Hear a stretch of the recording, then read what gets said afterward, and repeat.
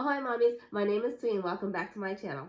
We had the great honor of boarding on Royal Caribbean's newest terminal out of Galveston, Texas on the Allure of the Seas. Their new terminal building has only been open for less than a month when we boarded in November. 2 days before our sail date, Royal did send us an email stating a revised arrival time to board. Our previous boarding time was set for 10 a.m., but with this new email, they wanted us to show up at 11 a.m. instead. Basically, they wanted to avoid overcrowding, but did we show up at our new revised time?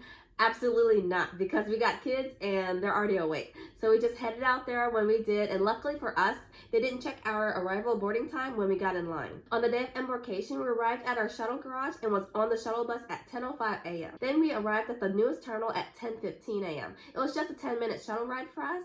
We checked in, went through security, and was on the ship by 11 a.m. That's less than an hour, y'all. Like, wow. Right when we arrived to the newest terminals, restrooms can be found outside and porters were available to get our luggage from the shuttle buses. When walking to the front of the terminal, there were no lines and staff were super friendly when escorting our strollers to elevators.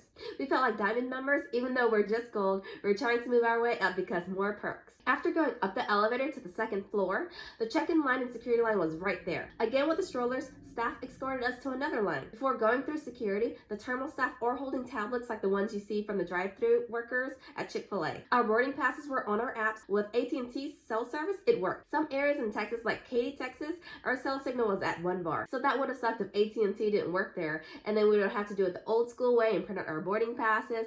But with this new terminal, they were ready. So going back to checking in with staff and their tablets, this is when they had the health screening questions again. I think it was about 4 to 5 questions, and it was the same repeat of health questions that we answered before when we did the early check-in on the app or online. Basically questions about being COVID vaxxed or if you had a fever or cough in the last week or so. After answering those questions and having our pictures taken for our C-Pass cards real quick, we were allowed to go through the security line, which is right behind them. The security is like an airport security, and you put your metal belongings on the conveyor belt and it goes through the x-ray machine and you walk under a metal detector. After going through security, that was it. The lobby's there for first-time cruisers to wait, and for anyone gold and above, they can get on the ship. No long desk for check-in, and restrooms can be found on the right for anyone who needs to go.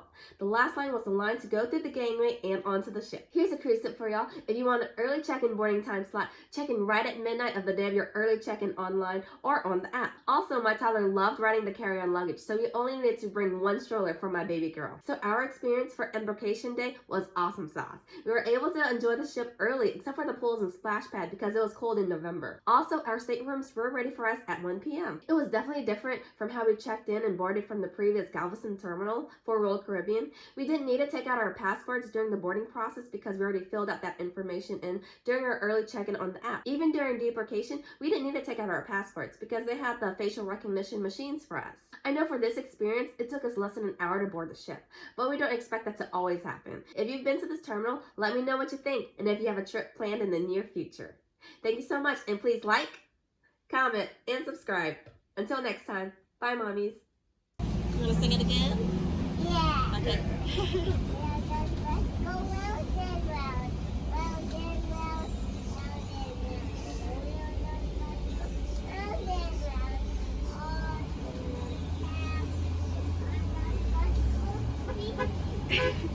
It's people again.